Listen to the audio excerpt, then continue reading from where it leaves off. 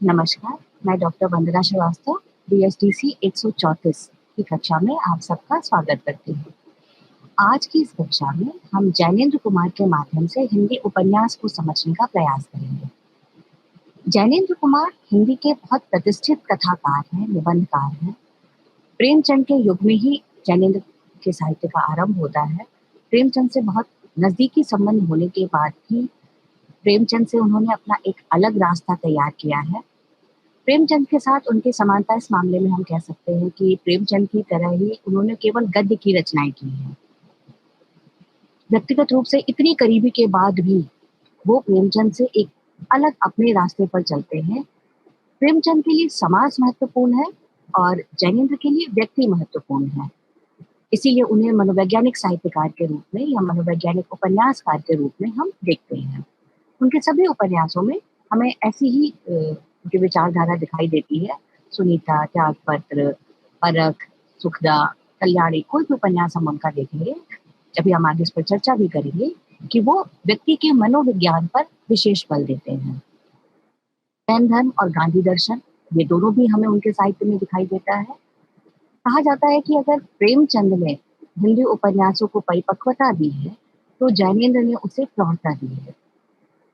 जिस समय में जैनेंद्र का जन्म हुआ, जिस समय में उनका जीवन बीता, वो समय ही ऐसा था जिसमें पुरानी मान्यताओं पर प्रश्न चिन्ह लगाने की जरूरत महसूस हो रही थी। समाज सत्य की रूढ़ियों का व्यक्ति सत्य के आधार पर अब मूल्यांकन हो रहा था। प्रेम और विवाह संबंधी धारणाओं में आमूलचूल परिवर्तन हो रहे थे। तो जैनेंद्र की रचनाओं में भी हमें वही विचारधाराएं दिखाई देती हैं। घर बाहर, प्रेम और विवाह, लब्धि त्याग, मूर्त अमूर्त, ये सभी समस्याएं जैनेंद्र अपने रचनाओं में, अपने साहित्य में उठाते हैं। इसके लिए उन्हें बहुत सारी आलोचना भी सहनी पड़ी थी। उन्हें व्यर्थ की ओढ़ी हुई दार्शनिकता या बोझिल शब्दों का जाल, कई बार तो धन लोलुप और अहंकारी भी उन्हें कहा गया, लेकिन वो निर्द्वंद भाव से अपने साहित्य सृजन में लगे रहे। किसी भी साहित्यकार को उसकी रचना को जानने के लिए उसका हमें जीवन परिचय जानना जरूरी होता है। क्यों? क्योंकि युग चेतना, मन के संस्कार और जीवन की परिस्थितियां, ये तीन उपादान हैं जिनसे किसी भी साहित्यकार का व्यक्तित्व संवरता है और उसी के आधार पर वो रचनाएं करता है। तो अगर हम जैनेंद्र के जीवन को देखते हैं तो हम पाते हैं कि उनका जन्म 2 जनवरी 1905 को कौड़ियागंज, अलीगढ़ जिले में हुआ था। ये जो तिथि है ये अनुमानित है, ये जैनेंद्र ने अपने हिसाब से रखी हुई है। उनका जो खानदान था वो पल्ली वालों का खानदान के नाम से जाना जाता था। उनके पिता का नाम था प्यारे लाल जी और ये प्यारे लाल जी कपड़े की पैठ करते थे। जबकि उन्होंने पटवारी की परीक्षा पास की थी, लेकिन वो अंग्रेजों की नौकरी करना नहीं चाहते थे, इसलिए वो अपने पुश्तैनी काम में ही लगे रहे थे। वो भी बहुत अच्छी कहानी लेखक थे। जैनेंद्र के भीतर जो कहानी के संस्कार पड़े हैं वो शायद अपने पिता से ही आए थे। सकट चौथ के दिन उनका जन्म हुआ था, ऐसा जैनेंद्र अपने रचना में बताते हैं खुद से ही। तो इसलिए बताते हैं वो कि उनके घर के जो बड़ी बुजुर्ग महिलाएं थी उन्होंने उनका नाम सकटुआ रख दिया था। पिता को ये नाम पसंद नहीं था, तो पिता ने उनका नाम बदलकर आनंदी लाल रख दिया। 2 साल के जैनेंद्र हुए और उनके पिता की मृत्यु हो गई। उनकी माता श्रीमती रमा देवी बहुत हिम्मती महिला थी। उन्होंने अपने पुत्र को और साथ में 2 पुत्रियां, जो सुभद्रा और सौभाग्यवती, उनकी 2 पुत्रियां भी थी, उनके साथ वो अपने पिता यानी जैनेंद्र के नाना श्री गंगाराम जी के घर अतरौली आ गए। ये भी अलीगढ़ में ही है। और उन्होंने बहुत मेहनत के साथ, बहुत हिम्मत के साथ अपने बच्चों का पालन पोषण किया, खुद विद्याध्ययन किया और लगातार पढ़ाई करते हुए वो आगे बढ़ी और उन्होंने दिल्ली में जैन महिला आश्रम की वो संचालिका बनी। साथ में अपने जो उनके भाई थे यानी जैनेंद्र के मामा भगवान दीन, उनका सहयोग उन्हें लगातार प्राप्त हुआ। जैनेंद्र की जो शुरुआती पढ़ाई लिखाई है वो भी अतरौली में ही हुई। इसके बाद वो लगभग 7 वर्ष की अवस्था में 1911 में हस्तिनापुर मेरठ में उनके मामा भगवान दीन जी ने एक आश्रम बनाया था। उसके जो ऋषभ ब्रह्मचर्य आश्रम नाम था उसका, और उसमें जो शुरू के 5 विद्यार्थी जो उसमें दाखिल हुए थे उसमें जैनेंद्र भी थे। फिर धीरे धीरे आगे वो बढ़ते गए। वो पढ़ने में बहुत अच्छे थे जैनेंद्र, लेकिन वो बोलने में बहुत संकोच करते थे। वो अंतर्मुखी प्रवृत्ति के थे, एकांत प्रिय थे। फिर 1919 में उन्होंने पंजाब से मैट्रिक किया। फिर उन्होंने काशी विश्वविद्यालय में प्रवेश किया, लेकिन उसी समय गांधी जी का असहयोग आंदोलन आरंभ हुआ और बाकी सभी बच्चों के साथ उन्होंने भी अपने महाविद्यालय को, अपने कॉलेज की पढ़ाई को छोड़ दिया। फिर इसके बाद जब उनके मामा भगवान दिन गिरफ्तार हो गए, तो जैनेंद्र अपने मामी की देखभाल करने के लिए नागपुर चले गए। और वहीं पे जब नागपुर में झंडा सत्याग्रह हुआ, तो उन्हीं के साथ, बाकी लोगों के साथ उनकी भी गिरफ्तारी हुई। ये जैनेंद्र के लिए एक नया अनुभव था और जैनेंद्र को नागपुर सेंट्रल जेल भेजा गया। वो समय केवल 17.5 साल के थे। वहाँ पर जैसे जेल के बाकी काम होते हैं, छोटी-सी कोठरी में रहना, पटुआ कूटना, रस्सी बनाना, ये सारे काम वो भी करते रहे। जैनेंद्र का काम दिया गया था जब वो नागपुर में थे कि वो संवाददाता थे, लेकिन जो वहाँ के कलेक्टर थे, वो ये चाहते थे कि जैनेंद्र जो है वो सारा कोई भी सूचना देने से पहले, कोई भी संवाद देने से पहले उनको दिखाएँ। तो जैनेंद्र ने उसके लिए मना कर दिया। तो उन्हें कोर्ट में हाजिर होने का आदेश दिया गया कि 10 बजे आप कोर्ट में हाजिर हो जाइए। जैनेंद्र ने उसके लिए भी मना किया। उन्होंने कहा कि नहीं, सुविधा नहीं होगी, मैं 3:30 बजे आऊँगा।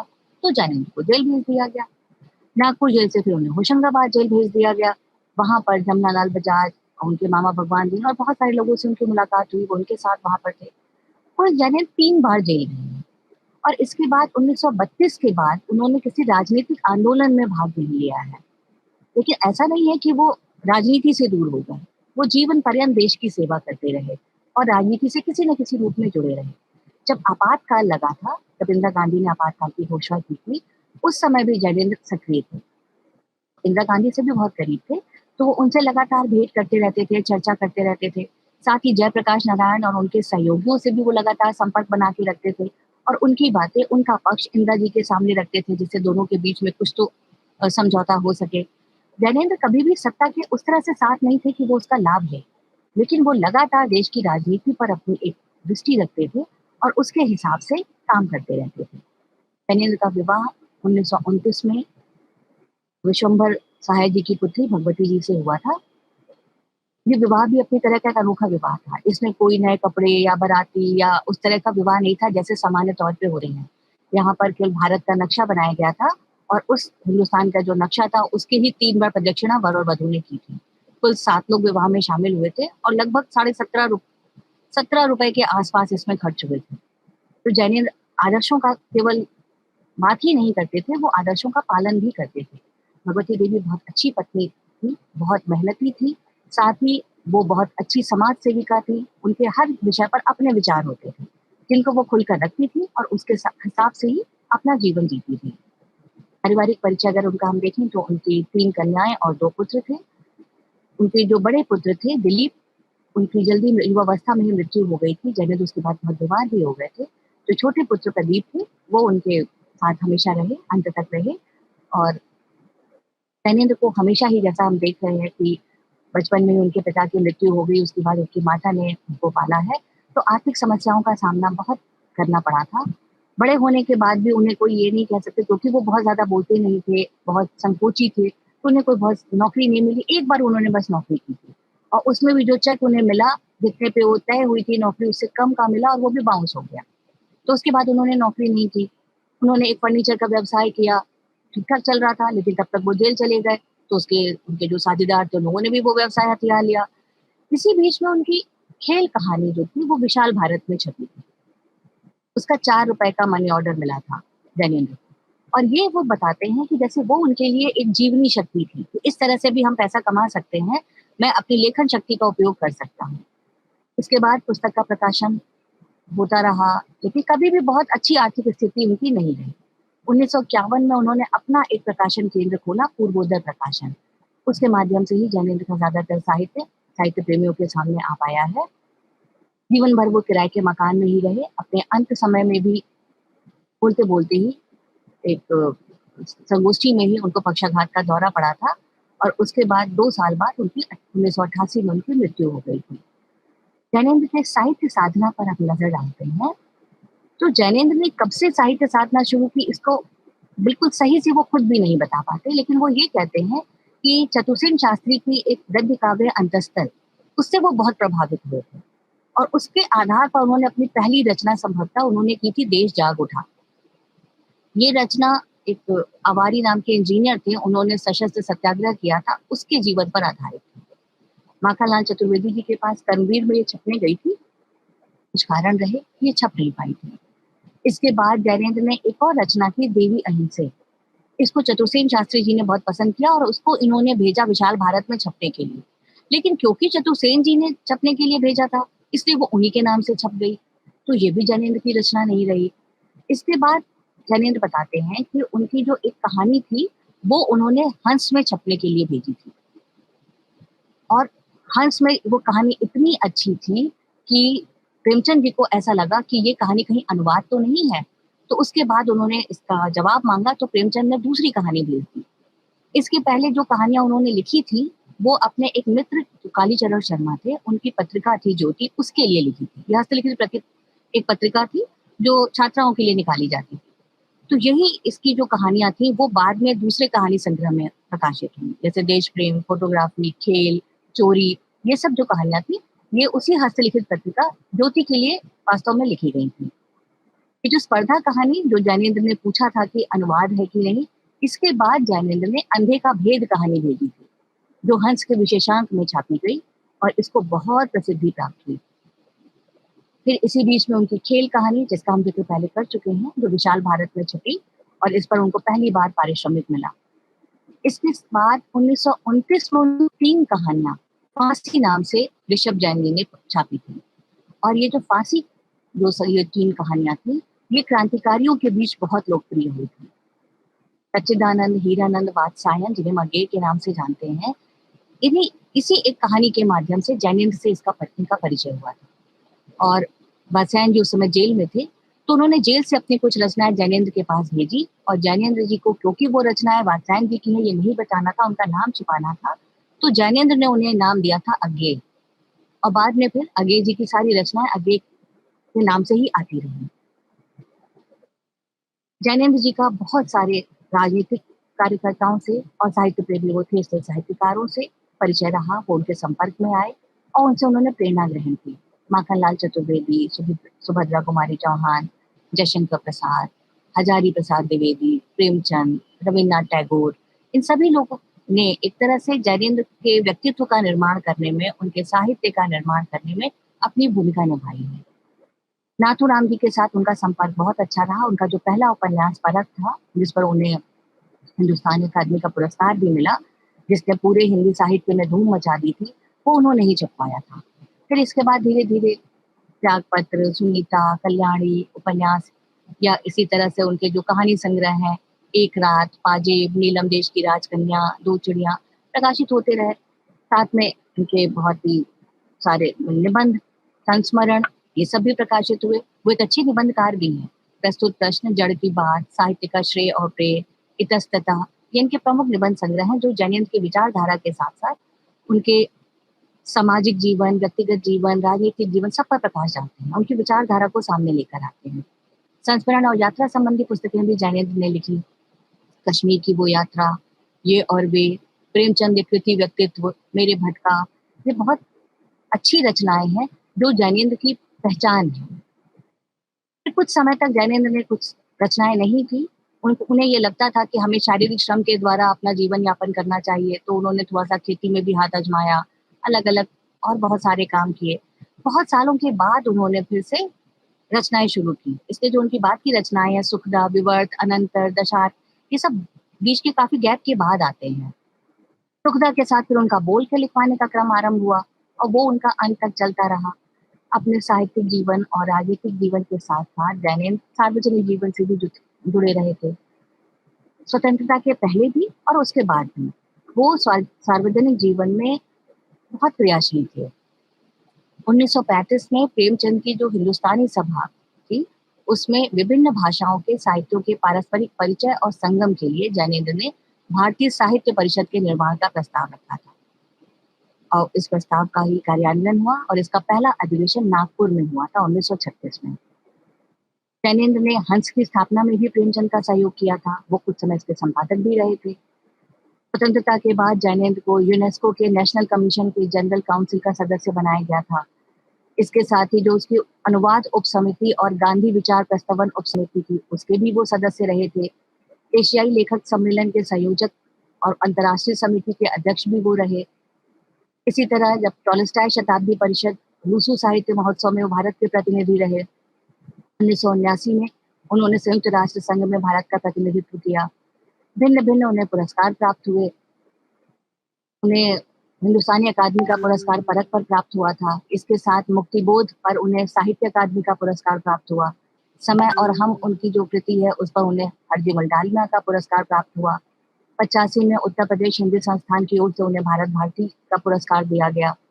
इसके साथ ही अखिल भारतीय हिंदी साहित्य सम्मेलन हुआ, उसमें उन्हें जो का सर्वोच्च पुरस्कार है मंगला प्रसाद पारितोषिक वो भी उन्हें मिला। भारत सरकार ने उन्हें पद्म भूषण दिया। आगरा और दिल्ली विश्वविद्यालय ने उन्हें मानद डॉक्टरेट की उपाधियां प्राप्त की। यानी अपने पूरे जीवन काल में जैनेंद्र अलग अलग प्रकार से साहित्य रचना में साथ ही समाज की सेवा में संलग्न रहे और इसके लिए उन्हें पर्याप्त सम्मान और पुरस्कार भी प्राप्त हुए। उनकी रचनाओं पे अगर हम नजर डालें अब, तो हम ये पाते हैं कि उनका पूरा जो रचना संसार है वो उनकी ही अंतःचेतना का प्रतिफल है। जो संघर्ष उन्होंने अपने जीवन में झेले हैं, जो उन्होंने अनुभूतियां की हैं, जिस नजरिए से वो समाज को और संसार को देखते हैं, उसको ही कल्पना के सहारे से वो सामने लेकर आ जाते हैं। उनके जो साहित्यिक संस्कार हैं वो उस काल में परिपक्व हो रहे थे जब देश में एक तरह का आदर्शवाद था। लेकिन स्वराज हमारा जन्मसिद्ध अधिकार है, ये नारा चल रहा था। लेकिन ये नारा देश की आजादी के लिए था, यानी बाह्य तत्वों के लिए था, श्वेतों के विरुद्ध था। लेकिन कोई स्त्री अपने घर के भीतर अपने देह को लेकर अपने दाम्पत्य के भीतर भी स्वराज्य मांग सकती है, ये विचार उस समय किसी के दूर दूर तक मस्तिष्क में नहीं था। ज्ञानेंद्र ने इसको समझा था।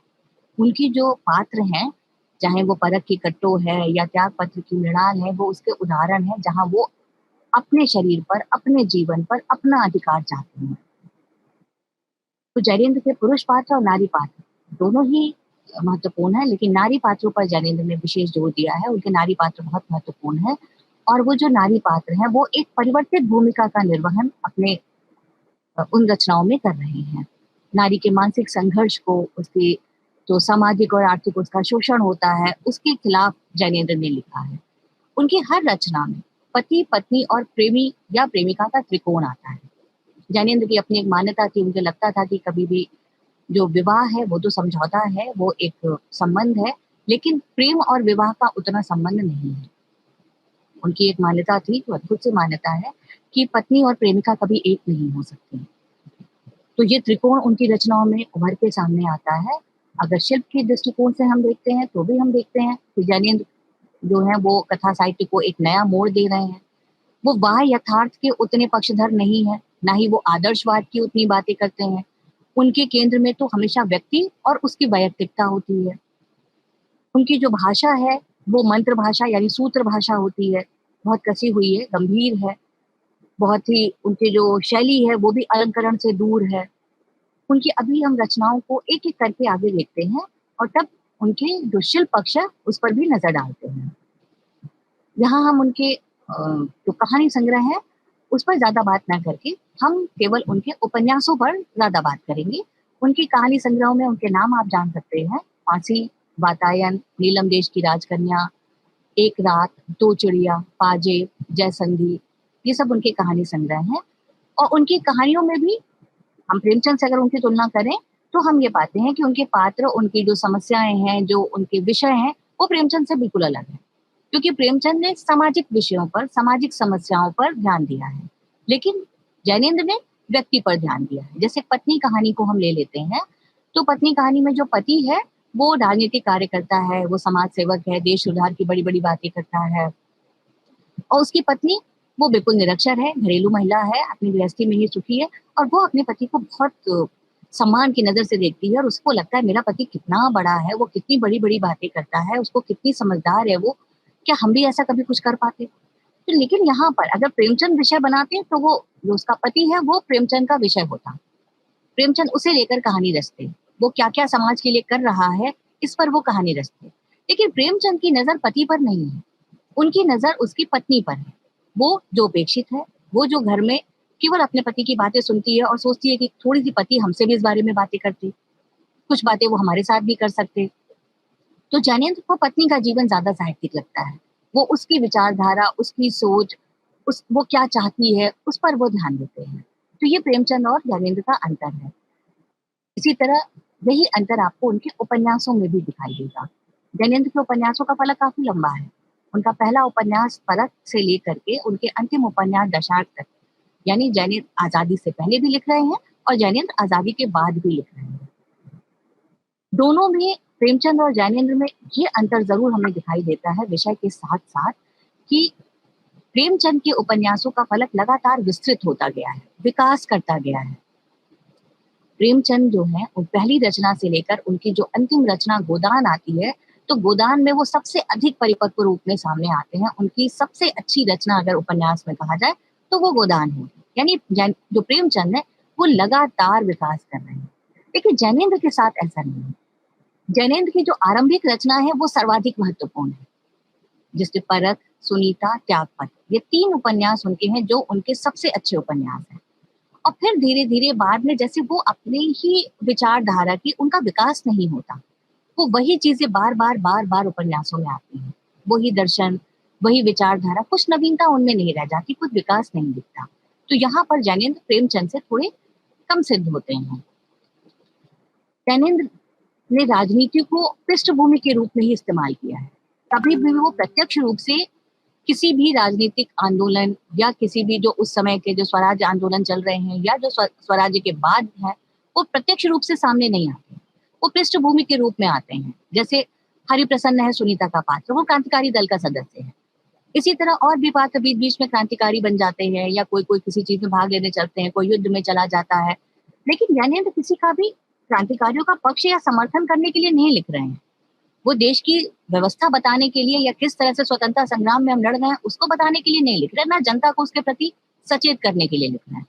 वो केवल व्यक्ति की मानसिकता को दिखाने के लिए लिख रहे हैं, उसके मनोविज्ञान को दिखाने के लिए लिख रहे हैं। इसीलिए उनको मनोवैज्ञानिक उपन्यासकार कहा गया।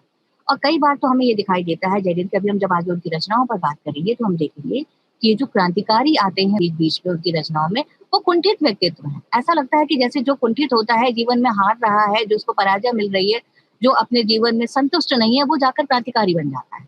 ये भी एक अजीब सी चीज जैनेंद्र की रचनाओं में दिखाई देती है, जिससे बहुत से लोग सहमत नहीं होते हैं। जैनेंद्र के पात्र कई बार एकांत भी दिखाई देते हैं। पुरुष पात्र तो विशेष तौर पर कुंठित है, और जो नारी पात्र है वो उनकी कुंठाओं को खोलने का काम करते हैं। तो जैनेंद्र के पात्र अपने समय का प्रतिनिधित्व नहीं करते, अपने वर्ग का प्रतिनिधित्व नहीं करते, वो एक व्यक्तिगत पात्र है, उनका अपना व्यक्तित्व है। जैसे प्रेमचंद के पात्र वर्गगत पात्र है। अगर हम कहें प्रेमचंद का होरी, तो वो किसानों का प्रतिनिधि है। अगर हम कहें गोदान में ही अगर राय साहब हैं, जमींदार है, तो वो जमींदार वर्ग के प्रतिनिधि हैं। लेकिन जैनेंद्र कुमार के यहाँ कोई भी पात्र ऐसा नहीं है जो किसी भी वर्ग का प्रतिनिधि हो। हर व्यक्ति अपने आप में एक अलग व्यक्ति है। इसके बाद अगर हम जैनेंद्र के उपन्यासों का आकार देखें तो वो बहुत छोटे हैं। क्यों? क्योंकि उन्होंने मनोविज्ञान का सहारा लिया है। उनका कभी भी जो उनका उद्देश्य है वो यथार्थ का चित्रण करना नहीं है। इसलिए जो कथा भूमि है वो बहुत संक्षिप्त है। इसीलिए उनके पास पात्र संख्या कम है। प्रेमचंद समाज की समस्या को सामने लेकर आते हैं, तो समाज के हर वर्ग का पात्र उनके उपन्यासों में होता है। इसलिए पात्र संख्या भी बड़ी होती है और कथा वस्तु भी बहुत बड़ी होती है। लेकिन जैनेंद्र के यहाँ ये दोनों ही बहुत सीमित, संक्षिप्त हैं। कहानी तो कभी कभी बहुत ही कम है, नाम मात्र की है। घटनाएं कभी कभी बहुत कम है, 1 या 2 घटनाओं में पूरा उपन्यास हो जाता है। उनके में व्यक्ति की कथा जैनेंद्र में ज्यादा चलती है। वातावरण और संवाद बहुत कम होते हैं। उपदेश तो होते ही नहीं। संदेश वो कोई देना नहीं चाहते, कोई समस्या का समाधान प्रस्तुत करना नहीं चाहते। वो कोई समाज सुधार की आकांक्षा से जैनेंद्र नहीं लिख रहे, इसलिए वो कम से कम अपने उपन्यासों में बोलते हैं। उनके पात्र भी कम बोलते हैं। चिंतन पक्ष प्रधान है। उनके शुरुआत वाले उपन्यासों पर ही ज्यादा जोर दिया गया, क्योंकि वही उपन्यास उनके ज्यादा बेहतर हैं, जिनमें हमने 3 नाम आपको बताए थे, परख, त्यागपत्र और सुनीता। अभी हम इन उपन्यासों के बारे में बात करेंगे एक एक करके। इस बीच में केवल हमें ये जानना है, जो जैनेंद्र पर आरोप लगते हैं कि जैनेंद्र का जो दर्शन है वो समाज से पलायन का दर्शन है। जैनेंद्र अपने पात्रों को कई बार अनैतिकता की तरफ धकेलते हैं और उसके लिए आध्यात्मिकता की बात करते हैं कि यही आध्यात्मिकता है, बड़ी बड़ी बातें, बड़ा बड़ा दर्शन उसमें लेकर आते हैं। क्या सच में ऐसा है? ये हम उनके उपन्यासों के माध्यम से देखेंगे। तो सबसे पहला उपन्यास, जैसा कि आपको हम बता चुके हैं कि परख है, जो 1929 में लगभग प्रकाशित होता है। ये 142 पेजों का उपन्यास है। केवल 142 पृष्ठ इसमें है। और इसकी जो नायिका है कट्टो, जैनेंद्र की पहली जो प्रेयसी थी वो उसका ही साहित्यिक रूप है। कट्टो बाल विधवा है। इसमें कुल 4 पात्र हैं, सत्यधन है, कट्टो, गरिमा और बिहारी। और कट्टो बाल विधवा है, 5 साल की आयु में वो विधवा हो गई है। तो जब विधवा हो गई है तो उसको विवाह करने का और प्रेम का कोई अधिकार नहीं है। देखिए कट्टो को ये मान्यता, उसका वो विरोध करती है, उसको ये पसंद नहीं है। उसके जीवन में 2 युवक आते हैं, एक है सत्यधन और एक है बिहारी। सत्यधन बहुत आदर्शवादी है, जबकि बिहारी व्यवहारिक है। और दोनों ही युवक कट्टो को चाहते हैं कि वो पढ़ाई-लिखाई करे, वो आगे बढ़े। तो जो कट्टो है वो आदर्शवादी सत्यधन से ज़्यादा प्रभावित होती है, उससे प्रेम करने लगती है। लेकिन जो बिहारी की बहन है गरिमा, उसके साथ सत्यधन का विवाह होता है। और कट्टो आत्मपीड़ा को स्वीकार करती है और अपने लिए जो उसने सिंदूर की डिबिया खरीदी थी, वो गरिमा को भेंट दे देती है और उसके जीवन से चली जाती है। और यहाँ तक कि जो उसको सारी संपत्ति अपने ससुराल से मिली हुई थी, वो भी वो सत्यधन को दे देती है। बाद में उसका कट्टो का विवाह बिहारी से हो जाता है, लेकिन ये विवाह भी केवल कहने का विवाह है, कोई सामाजिक विवाह नहीं है। ये उसको आध्यात्मिक विवाह का नाम देती है और ये कहती है कि आज मेरा विवाह पूर्ण हुआ है, अब वैधव्य मेरा सार्थक हुआ। यानी विवाह में भी शरीर पक्ष कहीं शामिल नहीं है। यहाँ पे जैनेंद्र विधवा विवाह का समर्थन नहीं करते हैं, वो विधवा को केवल नाम के लिए विवाह है, वो विधवा ही रहेगी।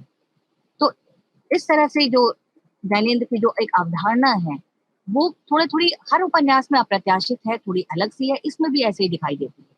इसका अनुवाद तेलुगु, गुजराती, तमिल में हुआ, इसको पुरस्कार भी मिला।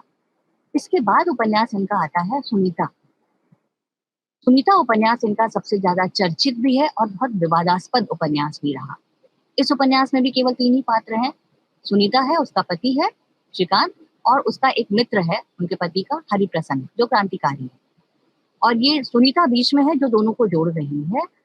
हरिप्रसन्न श्रीकांत के घर भागकर आया हुआ है, वो क्रांतिकारी है तो उसके घर आया है और सुनीता के प्रति वो आकर्षित हो जाता है। अब यहाँ पर श्रीकांत अपनी पत्नी से कहते हैं कि वो किसी भी तरह से हरिप्रसन्न, वो जानते हैं कि वो कुंठित है, तो वो उसको प्रसन्न रखने का प्रयास करे। उसको संकेत देते हैं कि इसको, इसकी कुंठाओं को खोलो।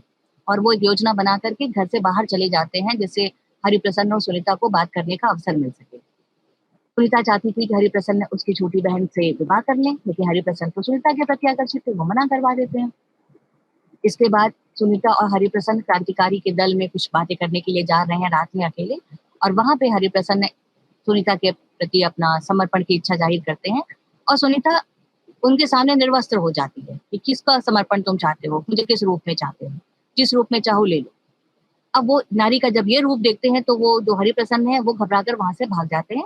सुनीता अपने घर आती है और स्वाभाविक रूप से जैसे कुछ हुआ ही नहीं, अपनी गृहस्थी में रम जाती है। यहाँ पर भी क्रांतिकारी जो है वो कुंठित है, उसकी कुंठा को खोलने का काम सुनीता को करना है। जो ये उपन्यास है, इस उपन्यास में जो सुनीता है, उपन्यास ये ऋषभ चरण जैन जी के दबाव डालने पर लिखा गया उपन्यास था। इसका जो शुरुआत का 2/3 हिस्सा था, ये एक चित्रपट नाम की पत्रिका प्रकाशित होती थी, उसमें छपा था। इस, जैसे कि हम बता चुके हैं, ये सबसे विवादास्पद कृति है। ये क्रांतिकारी कृति मानी गई, जहाँ पे समाज की जो रूढ़ियां थी, जो मान्यताएं थी, उसको बिल्कुल तोड़ने का प्रयास किया गया कि एक स्त्री ऐसा भी कर सकती है और जिसमें उसके पति का सहयोग उसको प्राप्त है। इसके बाद उपन्यास आता है त्यागपत्र, जो 1937 में आता है। ये बहुत अच्छा उपन्यास माना गया, ये सबसे ज्यादा सुनीता के बाद लिखा गया है और सुनीता से भी ज्यादा ये उपन्यास चर्चित हुआ। इसका जो लेखन हुआ है ये 36 में हुआ है और इसका प्रकाशन 35 में हुआ है। इस दलित का सबसे अच्छा उपन्यास माना गया है। इसमें भी नारी की जो आत्मव्यथा है वो दिखाई देती है। यहाँ पर भी जैनेंद्र कोई समाधान नहीं देते, केवल संकेत देते हैं। और इसमें जो एक पंक्तियां हैं जो जैनेंद्र के लिए हर उपन्यास में सही सिद्ध होंगी कि वो सृष्टि गलत है, समाज गलत है, जीवन ही हमारा गलत है, इसमें कोई तर्क नहीं है, कोई संगति नहीं है। ये इसकी उपन्यास की पंक्तियां हैं जो बार बार जैनेंद्र के लिए कोट की जाती हैं। नारी जीवन का जो संघर्ष परख में दिखाया था उन्होंने, वही संघर्ष यहाँ पर त्यागपत्र में भी दिखाई देता है। और जो उसकी मुख्य पात्र है मृणाल, वो एक दीन पात्र है। उसका चरित्र ऐसा है जहां वो हर चीज खोती ही जा रही है, आत्म पीड़ा में ही बाद में वो अपने आप को इतना पीड़ित करती है कि वही उसका जीवन बन जाता है और उसके बाद भी वो समाज का उपकार करती चलती है। तो ये भारतीय नारी एक इस रूप में दिखाई दे सकती है, ये भी उसका एक क्रांतिकारी प्रवेश था। ये जो रूढ़ियां हैं हमारी, जो सामाजिक व्यवस्थाएं हैं हमारी, उसके विरोध का ये उपन्यास है। ये पूरी तरह से उपन्यास को देखें तो एक औरत की वीरता की कथा है। जो हमारी समाज व्यवस्था है, उसकी मान्यताओं को ये उसके विरुद्ध एक विद्रोह है। और ये विद्रोह भी बहुत मुखर नहीं है, शांत रहकर, चुपचाप सहते हुए विद्रोह करना है ये। एक तरह से एक अदालत लगा देते हैं ज्ञानेंद्र कि अब आप देखिए कौन सही है, कौन गलत है, तय करिए। इसका जो न्यायाधीश है वो जनता है, जो पाठक है वो है। इस उपन्यास का अनुवाद अमृता प्रीतम ने किया था पंजाबी में। इसके साथ-साथ तेलुगु, गुजराती, मराठी, बंगाली, अरबी, अंग्रेजी सभी में इसके अनुवाद हुए। ये उपन्यास जो है वो अगर इसकी कथा में हम जाएँ, तो हम ये देखते हैं कि इसमें मृणाल है और इसकी कथा पे हम विस्तार में बाद में बात करेंगे आपको क्योंकि आपके सिलेबस में ये उपन्यास है, तो इस उपन्यास पर हम थोड़ा-सा बाद में विस्तार से चर्चा कर लेंगे। इसके बाद इसका उपन्यास आता है कल्याणी। कल्याणी जो उपन्यास है ये 1940 में लिखा गया है। 38 में इसकी रचना हुई है और प्रकाशन 40 में हुआ है। ये आत्मकथा शैली में लिखा है और उड़िया की एक बहुत सफल कवित्री हैं कुंतला कुमारी। उनके जीवन को आधार बनाकर ज्ञानेंद्र ने ये उपन्यास लिखा था। इस उपन्यास में भी दिखाई देता है कि जो हमारी पुरुष प्रधान संस्कृति है, वो किस तरह से एक नारी को उभरने नहीं देती, उसका शोषण करती है और उसका एक संवेदनशील नारी पर क्या प्रभाव पड़ता है, उसकी मनोवैज्ञानिक स्थिति क्या हो जाती है, ये इस कल्याणी उपन्यास में दिखाया जाता है। कल्याणी इसके मुख्य पात्र है, वो विदेश में गई है, वो डॉक्टरी वहाँ से पढ़कर लौटी है। वहाँ वो किसी से प्रेम करती थी, लेकिन उससे उसका विवाह नहीं होता। यहाँ भारत आने पर उसका विवाह डॉक्टर असरानी से हो जाता है और असरानी जो है वो बहुत ही लोभी हैं। साथ ही वो बिल्कुल जो जैसे कि भारतीय पति ज़्यादातर होते हैं, वो लगभग वैसे हैं। पुरुष प्रधान सत्ता के परिचायक वो यहाँ पर दिखाई देते हैं। कल्याणी उन्हें कभी पसंद नहीं करती और उसका पारिवारिक जीवन पूरी तरह से तनावपूर्ण हो जाता है। असरानी जो है वो बिल्कुल नहीं चाहते थे कि उनकी पत्नी किसी भी दूसरे पुरुष से कभी भी बातें करे, किसी तरह का संवाद रखे। तो अब कल्याणी को ये लगता है कि या तो वो जो विवाह करने के बाद एक स्त्री या तो पत्नी बन जाए, केवल पत्नी बनकर रहे और या उसका अस्तित्व पूरी तरह पति पर निर्भर हो और या फिर अब वो डॉक्टरी तो कर ही नहीं सकती, अब वो डॉक्टर बने कि पत्नी बने, वो दोनों उसके लिए एक साथ वो दोनों हो ही नहीं सकती है। यानी एक स्त्री के पास ये चयन का अधिकार ही नहीं, एक साथ वो दोनों चीजें नहीं हो सकती कि वो पत्नी भी रहे और वो डॉक्टर भी रहे, जबकि पुरुष तो पति भी हो सकता है, डॉक्टर भी हो सकता है, लेकिन पत्नी नहीं हो सकती है। विवाह से पहले वो कन्या है, विवाह के बाद वो पत्नी हो जाती है, स्त्री तो वो कभी है ही नहीं। तो उसको बहुत उसके मानसिक प्रताड़ना सहनी पड़ती है, उसका दोनों भूमिकाओं में रहना जब उसको मुश्किल लगने लगता है, तो वो इसी कश्मकश में वो टूटती चली जाती है और बाद में उसकी मृत्यु हो जाती है और यहीं पर ये उपन्यास समाप्त हो जाता है। इसके बाद इनका उपन्यास आता है सुखदा, ये 1953 में आया है। ये आज़ादी के बाद का उपन्यास है, लेकिन इसमें भी कुछ जो भूमिकाएँ हैं, जो इसकी कथा है, जो इसका विचार तंतु है, वो लगभग वैसा ही है जैसे इसके पहले के उपन्यासों में है। यहाँ भी नारी जो है वो पीड़ा की प्रतिमूर्ति ही बनकर आती है। ये जो सुखदा है वो सुख सुविधाओं में पली-बड़ी युवती है, वो एक अच्छे जीवन की याचना की एक कामना करती थी। उसका विवाह जब होता है तो एक निम्न मध्यवर्गीय परिवार में हो जाता है, तो उसका पति का वेतन बहुत कम है, आर्थिक दायित्व ज़्यादा हैं, तो वो उसके साथ सुखी नहीं रह पाती है। फिर वो किसी दूसरे व्यक्ति से विवाह करना चाहती है, उदास रहने लगती है, फिर वो जाके क्रांतिकारी दल में शामिल हो जाती है। यहाँ फिर वो दिखाई देता है कि क्रांतिकारी दल में शामिल होती है तब क्योंकि वो जीवन से अपने सुखी नहीं है। क्रांतिकारी दल के नेता से प्रेम करने लगती है। उसके पति को पता है, उसके पति उसको बुरा भी नहीं लगता है कि हाँ ठीक है, वो उसकी अनुमति देता है कि तुम उसके साथ संबंध बना सकते हो। तो क्रांतिकारी दल का एक नेता है हरीश, उसकी गिरफ्तारी हुई है, सरकार इनाम घोषित करती है, तो हरीश चाहता है कि कोई अपने दल का ही लेके सरकार इनाम ले ले। तो ये इनाम सुखदा के पति को मिलता है और सुखदा अपने पति को बहुत भला-बुरा कहती है, खरी-खोटी सुनाती है, तो उसका पति बहुत लज्जित भी होता है और फिर ऐसे घटनाक्रम चलते रहते हैं, फिर सुखदा बीमार हो जाती है, उसे क्षय रोग हो जाता है। उस वक़्त जो क्षय रोग यानी टीबी जो थी वो लाइलाज थी और सुखदा की मृत्यु हो जाती है। ये उपन्यास भी जो है सुखदा, ये धर्म युग में प्रकाशित हुआ था पहले, बाद में ये उपन्यास के रूप में आया। यहाँ पर इस उपन्यास में जैनिन ने दिखाया है कि कैसे जो हमारी व्यवस्था की जो सशक्ततम इकाई है परिवार, वो कैसे टूट रहे हैं। स्त्री-पुरुष के संबंध, जो पति-पत्नी की भूमिका, वो कैसे तनाव उनमें बढ़ते जा रहे हैं। यहाँ पहली बार जैनेंद्र इस ओर दृष्टि डाल रहे हैं, जहाँ परिवार की वो बात कर रहे हैं। वो दिखा रहे हैं कि परिवार में कैसे बिखराव है, किस तरह से विनाश की ओर हम आगे बढ़ रहे हैं, धीरे-धीरे परिवार टूटता चला जाएगा। इसका भी अनुवाद गुजराती, मराठी में हुआ। इसके बाद इनका उपन्यास 53 में आता है विवर्त। ये भी साप्ताहिक हिंदुस्तान में पहले प्रकाशित हुआ था। विवर्त में एक पराक्रमी तपस्वी पुरुष है, उसकी कहानी है जो कैसे अपराध की ओर चल पड़ता है। यहाँ पर पहली बार ये उनका उपन्यास है जहाँ पर केंद्र में एक पुरुष है, ना उनके सारे उपन्यास नारी को केंद्र में लेकर चलते हैं। तो इस उपन्यास में जितेन है और भुवन मोहिनी है, दोनों एक दूसरे से प्रेम करते हैं, लेकिन वर्ग भेद आता है क्योंकि भुवन मोहिनी बहुत धनी है और जितेन बहुत आर्थिक स्थिति उसकी अच्छी नहीं है। लेकिन भुवन मोहिनी या उसके पिता को कोई परेशानी नहीं है।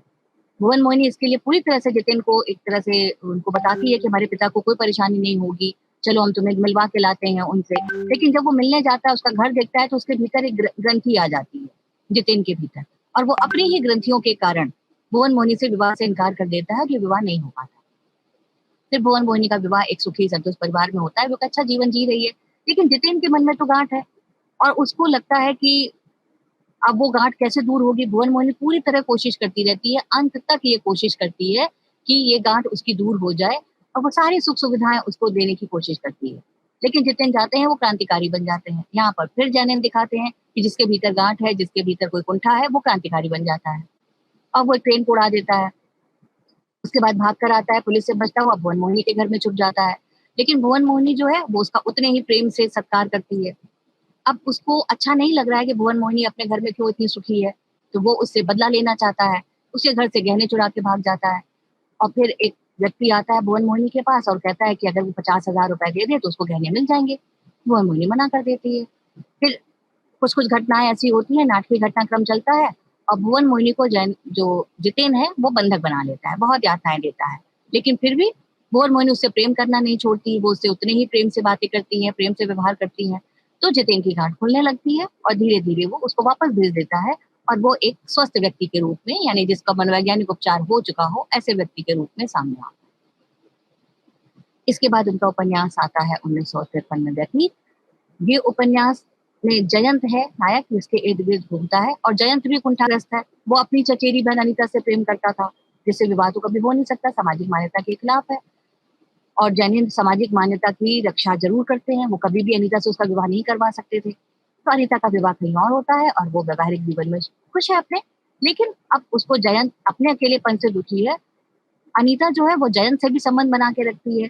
जयंत बहुत गरीब है तो अनीता उसकी मदद करती रहती है, वो उसकी नौकरी के लिए कोशिश करती है। अनीता चाहती है कि वो विवाह कर ले, लेकिन जयंत पहले मना करता है, बाद में चंद्रकला से विवाह करता है। लेकिन उसका जीवन सुखी नहीं हो पाता क्योंकि वो अनीता को कभी भूल नहीं पाता। फिर उसका जो व्यवहार है वो असामान्य हो जाता है, लोग उसे पागल कहने लगते हैं।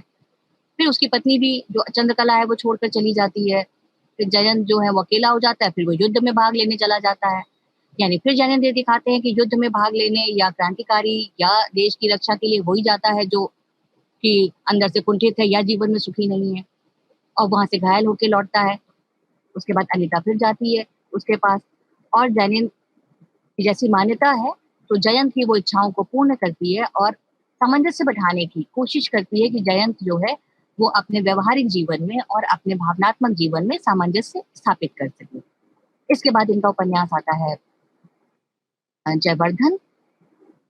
तो जयवर्धन जो उपन्यास इनका है, ये एक विस्तृत कालखंड में लिखा हुआ उपन्यास है। ये एक बार में इन्होंने नहीं लिखा है।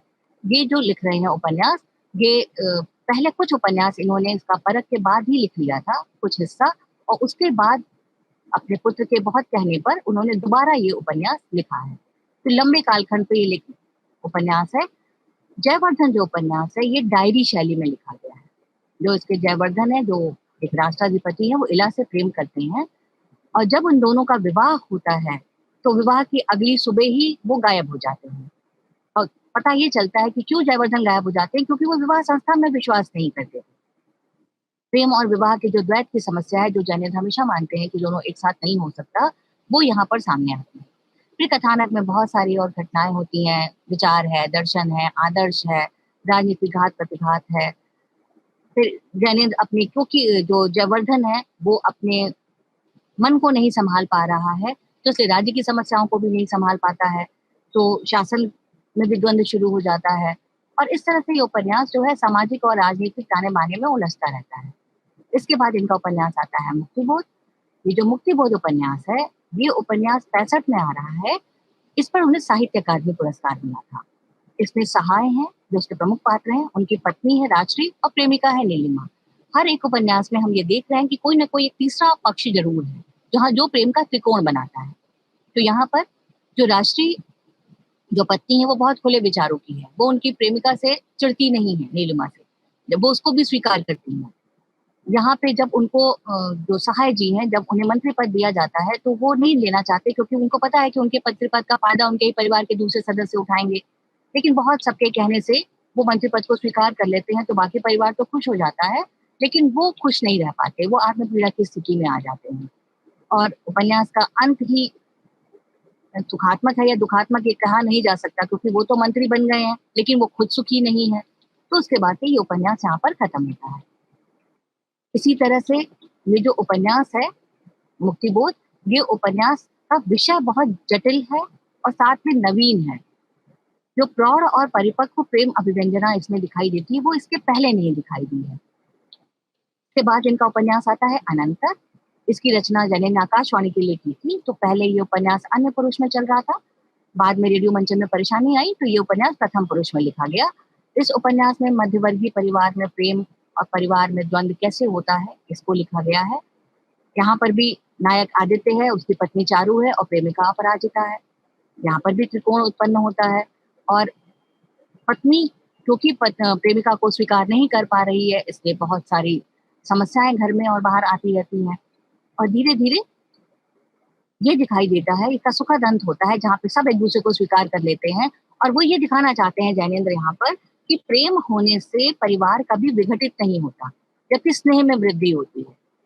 तो ये भी एक, यानी जो बाहर आप प्रेम करते हैं पत्नी के अलावा किसी और से, ये कोई सामाजिक दोष नहीं है। तो ये भी एक अपनी तरह का, ये जो जैनेन्द्र की मान्यता है उसको समर्थित करता हुआ उपन्यास है। इसके बाद उपन्यास आता है अनाम स्वामी।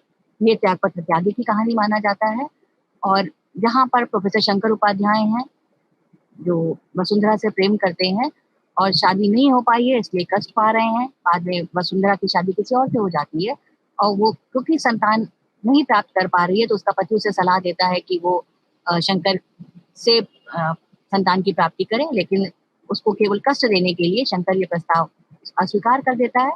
और बाद में शंकर इतना ज्यादा कुंठित हो जाता है और इतनी ज्यादा उसकी मनोवैज्ञानिक स्थिति बुरी हो जाती है कि वो अपने पति को भी मार देता है और वसुंधरा के पति को भी एक इंजेक्शन लगा देता है, जिससे वो अपाहिज हो जाते हैं। और इसके बाद वो शुरुआत में ही स्वीकार कर लेता कि अगर कि कहीं अगर पत्नी उसकी जो प्रेमिका थी उसका विवाह हो चुका है, अब उसको उसके साथ उसका कोई संबंध नहीं, शायद इतना दर्दनाक या इतना दुखांत नहीं होता ये उपन्यास। लेकिन यहाँ पर ये उपन्यास दुखांत में समाप्त होता है। इसके बाद उपन्यास आता है अनाम स्वामी। ये त्यागपत्र का जो नायक है लगभग उसी की अगली कड़ी है। बाद में अपने पुत्र की वजह से ही इन्होंने इसको पूरा किया था। इनका अंतिम उपन्यास है दशार, जिसमें 10 कहानियां हैं जो उपन्यास की तरह से जोड़ी गई हैं। सरस्वती नाम की युवती इसकी नायिका है।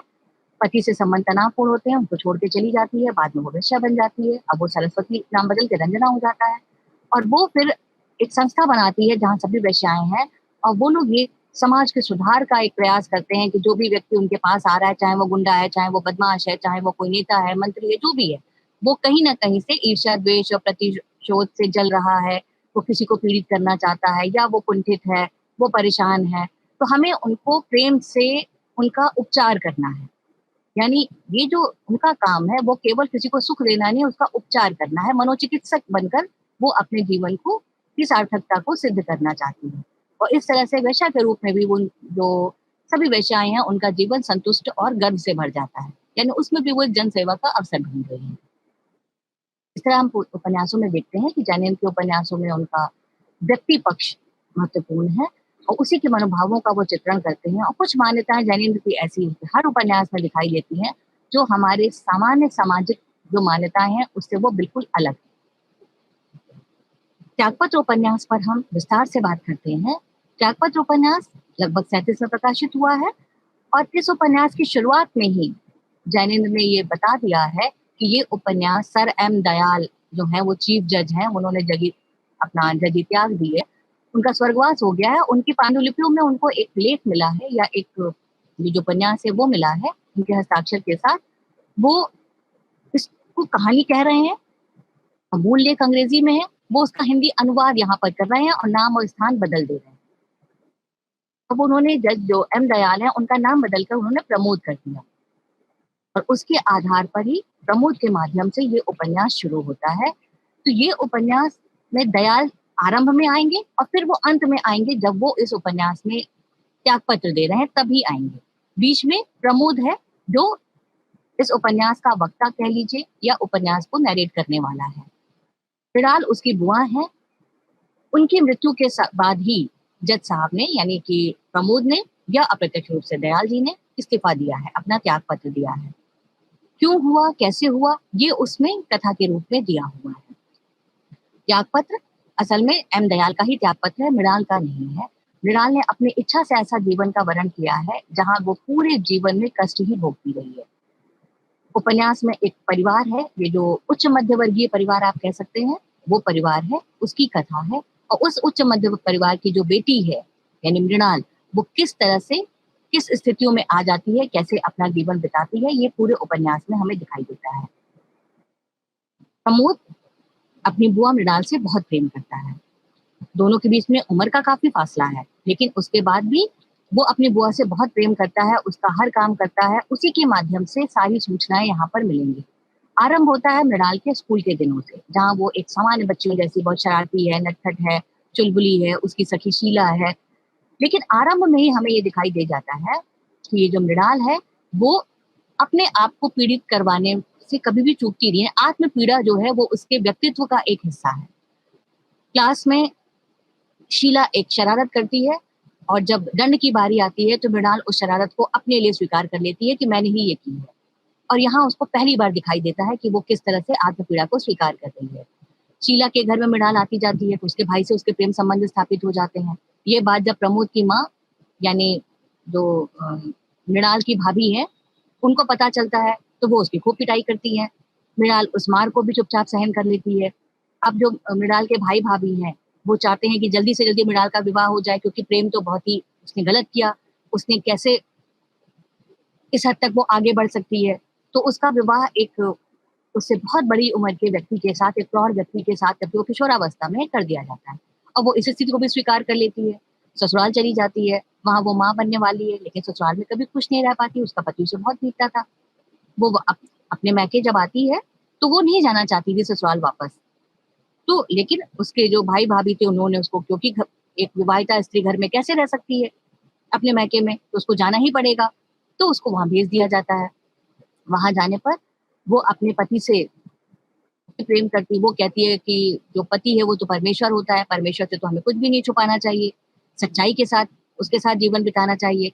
तो वो अपने पहले प्रेम संबंध की बात अपने पति को बता देती है। पति इस पर कैसे इसको बर्दाश्त कर सकता था, तो वो उसको मार पीट के घर से निकाल देता है। उसकी जो नवजात बच्ची है वो भी मर जाती है। अब वो वहां से निकल कर जब जाती है तो वो अपने मैके वापस नहीं जाती। ये प्रश्न उठाते हैं बहुत से लोग कि आखिर वो अपने मैके भी तो जा सकती थी, वो क्यों नहीं जाती अपने घर वापस। तो यहाँ पे मृणाल ये कहती है कि वो कैसे जाती मैके, जब उसका पति उसको अपने घर रखना नहीं चाहता तो उसके घर कैसे रहे। और जब मैके, स्त्री का तो मैका तब तक ही होता है जब तक ससुराल होता है। जब ससुराल से निकाली गई स्त्री के लिए तो कहीं पर भी ठौर नहीं है, कहीं सहारा नहीं है, तो वो निकल जाती है घर से, एक कोयले वाले के घर चली जाती है, वहां रहने लगती है। अब वो उसके बच्चे की माँ बनने वाली है। प्रमोद उससे मिलने जाता है तो वो अपनी स्थिति उसको बताती है और ये भी वहां बताती है कि अब ये आदमी जो है ये भी हमको ज्यादा दिन अपने पास नहीं रखेगा, ये हमको छोड़कर अपने घर चला जाएगा। और कुछ समय बाद होता भी ऐसा ही है। वो कोयले वाला जो है उसको मारपीट करके चला जाता है। अब मृणाल फिर अकेली है। उसका अस्पताल में उसका प्रसव होता है, एक बच्ची को वो जन्म देती है। तो ये मिशन का अस्पताल है, तो वो लोग उससे कहते हैं कि तुम यहीं पे नर्स बन जाओ और ईसाई धर्म स्वीकार कर लो, तो हम तुमको यहीं पे रख लेंगे। लेकिन वो ईसाई धर्म स्वीकार नहीं करती, ना नौकरी स्वीकार करती है और कोई प्रलोभन स्वीकार नहीं करती और वहां से चली जाती है। अब इसके बाद पता चलता है कि प्रमोद के विवाह की बात चल रही है और वो लड़की देखने जिस घर में जाता है तो वहां उस घर में उसको नौकरानी के रूप में मृणाल दिखाई देती है। उसको पता चलता है कि उसकी दोबारा भी उसके बच्ची की मृत्यु हो चुकी है। और जब उस लड़की के घर वालों को पता चलता है कि मृणाल जो है वो प्रमोद की बुआ है तो वो रिश्ता भी तोड़ देते हैं, यानी प्रमोद से उसका रिश्ता भी नहीं होता उस लड़की का, और मृणाल को भी नौकरी से निकाल देते हैं। अब दोबारा मृणाल पूरे समाज में, जो समाज हर तरफ से शोषण करने में लगा हुआ है, अकेली है और अब यहाँ से वो फिर नारकी जीवन जीने को विवश हो जाती है। और एक तरह से वो ऐसी जगह पहुंच जाती है जहाँ पे श्रील अश्लील का कोई मतलब ही नहीं रह जाता। प्रमोद बार बार उससे कहता है कि मेरे साथ घर चलो। जब वो कोयले वाले के यहाँ था तब भी उसने कहा था, जब वो यहाँ मिलता है तब भी कहता है कि चलो मेरे साथ घर चलो, लेकिन वो नहीं जाती कि वो घर तो तुम्हारी माँ का है। अब प्रमोद वकील बन गया है, बड़ा जज बन गया है, वो तभी भी चाहता है कि वो उसके साथ चले, लेकिन वो फिर नहीं स्वीकार करती है। और प्रमोद से कहती है कि अब वो जिस बस्ती में रह रही है, जो नारकीय बस्ती है, जहाँ पे सब बुरे लोग ही रहते हैं, जहाँ पे वेश्याएं हैं, जहाँ पर अपराधी हैं, जहाँ पर पॉकेट मार या जो अपराधी किस्म के लोग हैं वो रहते हैं, तो वो कहती है कि तुम यहीं पर पैसे खर्च करो और इनके ही जीवन को सुधारो। लेकिन वो प्रमोद जो है वो वैसा नहीं करता है। और फिर एक दिन पता चलता है प्रमोद को कि उसकी बुआ की मृत्यु हो गई।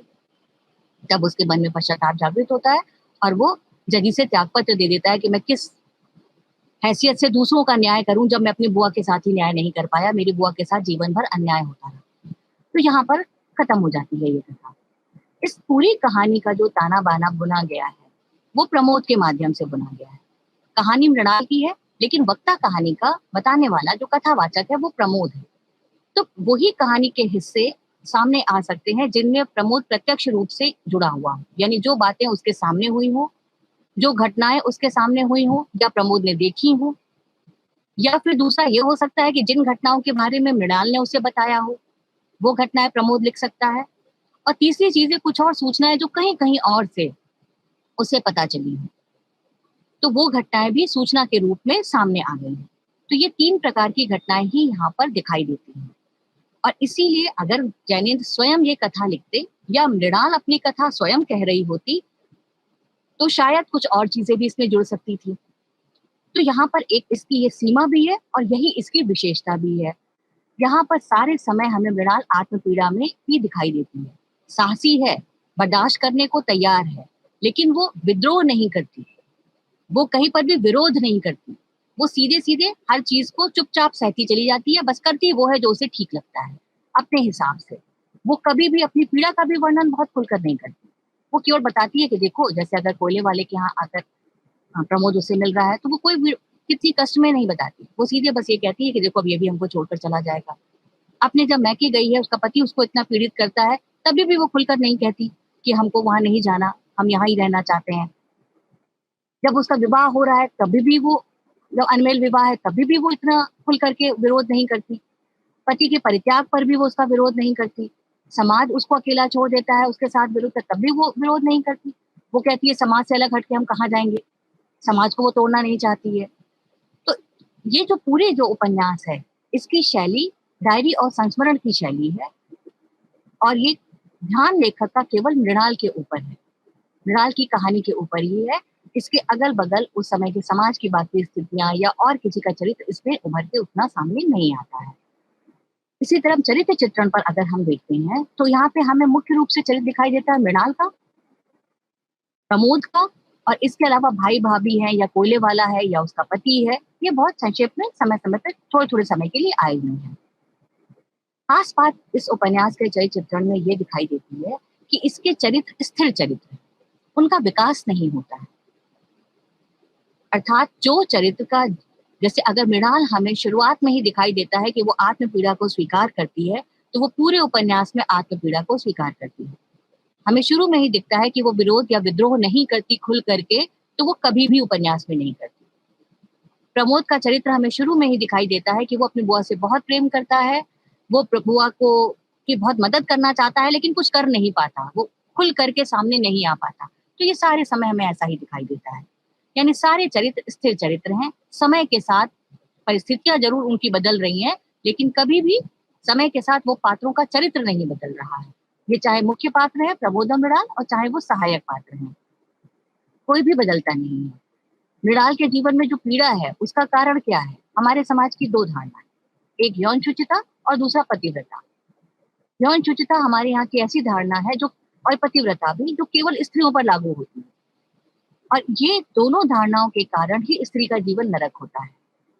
अगर यौन शुचिता की धारणा पुरुषों के प्रति भी होती तो अगर मृणाल ने किसी से प्रेम किया था तो उस व्यक्ति को जिससे उसने प्रेम किया था उसके जीवन में कोई परिवर्तन नहीं आता। वो समय के साथ अपना विकास करता है, वो अच्छी एक सेवा में जाता है, वो नौकरी करता है और बाद में अपराध बोध में चाहे नौकरी का त्याग कर देता है या विवाह नहीं करने का निर्णय ले लेता है। लेकिन उसके जीवन में उसको कष्ट नहीं उठाने पड़ते, कभी भी उसको तिरस्कार नहीं सहना पड़ता। इसी तरह पतिव्रता की धारणा है, उसका पति उसे निकाल सकता है घर से, लेकिन अगर वो घर से निकल आती है तो ये उसका दोष होता है। वो कोयले वाले के यहाँ कैसे जा सकती है? वो कहीं भी और जा सकती थी, वो मर सकती थी, लेकिन कोयले वाले के यहाँ उसे नहीं जाना चाहिए था, क्योंकि वरना उसके पतिव्रता की धारणा खंडित होती है। तो ये जो 2 धारणाएँ हैं, ये किसी भी स्त्री के जीवन को नारकीय बना देती हैं। बाकी बेमेल विवाह के जो कष्ट हो सकते हैं, जो परेशानियाँ हो सकती हैं, ये भी इसमें दिखाई देता है, लेकिन ये बहुत संक्षिप्त में दिखाई देता है। ये दोनों धारणाएँ के साथ-साथ किसी का खुल करके विद्रोह ना करना, स्थितियों को स्वीकार करते जाना, ये भी एक समस्या का कारण है। प्रमोद की माँ वो भी स्त्री हैं, लेकिन वो मृणाल के साथ नहीं देती, वो उसे आर्य गृहिणी बनाना चाहती हैं। मतलब जो सारे जो स्त्रियों के, जो पत्नी के जितने मानदंड हैं, वो उसको पूरा करे। और क्योंकि मृणाल ऐसा नहीं कर पाती, इसलिए समाज उसे दंडित करता है और पूरा जीवन दंडित करता है। ये दंड केवल उसे ही मिलता है, किसी और को नहीं। जो उसके भाई-भाभी हैं, उनका जीवन ठीक रहता है, प्रमोद का जीवन भी ठीक रहता है, उसका पति है, उसका जीवन भी ठीक रहता है, कोयले वाले का जीवन भी सही है, जिससे उसने प्रेम किया था, उसका जीवन भी सही है। दंड की भागी कौन होती है? सिर्फ मृणाल होती है। इसी तरह से जो बाकी चरित्र आपको दिखाई देते हैं, वो भी स्थिर चरित्र हैं। संवादों पर हम आते हैं तो हमको ये दिखाई देता है कि इसमें संवाद जो है इस उपन्यास में, वो बहुत कम है। संवाद केवल मृणाल और प्रमोद के ही हैं। इसके अलावा किसी के भी संवाद नहीं है। कभी भी कोयले वाला या मृणाल और उसका पति या भाई-भाभी उसके आपस में कोई बातचीत नहीं करते हैं। परिवेश जो है वो एक संपन्न मध्यवर्गीय परिवेश हमें दिखाई देता है, जहाँ हमें दिखता है कि मृणाल बग्घी में पढ़ने जाती थी, ससुराल जाती है तो वहाँ पर भी कार है। जब वो कोयले वाले के यहाँ जाती है तो उसका निम्न वर्गीय प्रवेश हो जाता है, किस तरह कोठरी में रह रही है, कहाँ कैसे गंदगी है, ये सब वहाँ पे दिखाई देता है। इसी तरह से हम और आगे बढ़ते हैं, इसके भाषा शिल्प पर हम आते हैं। तो जैसा कि दिखाई दे रहा है कि अनुवाद तो जो है वो अंग्रेजी से अनुवाद किया गया है ये उपन्यास, क्योंकि अंग्रेजी में उन्हें प्राप्त हुआ है एम दयाल का। तो इस अनुवाद के कारण भी कहीं-कहीं भाषा में आपको दिखाई देगा, जहाँ पे अनूदित चीज़ें ज़्यादा दिखाई देती है सामान्य भाषा की अपेक्षा। यहाँ पर कभी भी जो भाषा है, उसमें आप संवादों में देखिए और भाषा में देखिए कि कभी भी बहुत तीव्र नहीं है।